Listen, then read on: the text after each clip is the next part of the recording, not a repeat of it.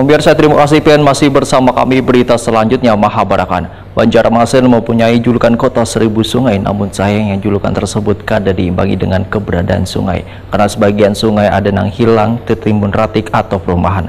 Lalu sungai-sungai ini merupakan jalur lalu lintas, namun ini ada sebagian mengalami pendangkalan. Banjarmasin mempunyai julukan kota seribu sungai, namun sayangnya julukan tersebut kada diimbangi dengan keberadaan sungai karena sebagian sungai ada yang mengalami pendangkalan, bahkan hilang, tertimbun ratik atau perumahan. Pemerintah kota Banjarmasin diharapkan bisa mengembalikan kembali sungai-sungai tersebut agar nantinya bisa berfungsi dengan baik. Demikian diperlihatkan Ketua DPRD Banjarmasin Hari Wijaya Wetakuni Prima TV tengah hari Senin 11 September 2023. Politisi Partai Amanat Nasional ini menyatakan umur Banjarmasin sudah 497 tahun di tanggal 24 September 2023, namun sungai-sungainya masih ada yang kada berfungsi dengan baik.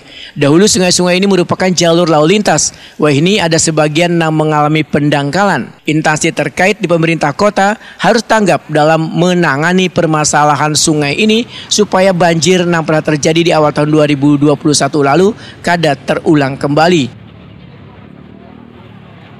Secara selain sampah, kita tentang penanganan sungai juga.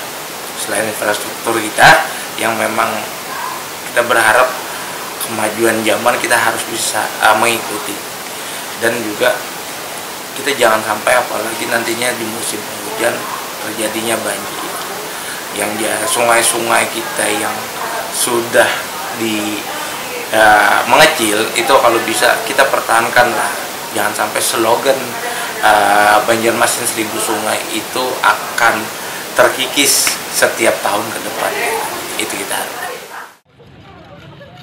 Hari Wijaya berharap sungai-sungai yang terhalang oleh bangunan atau infrastruktur lainnya harus bisa dibenahi supaya arus banyu sungai lancar hingga berfungsi sebagai penopang banjir.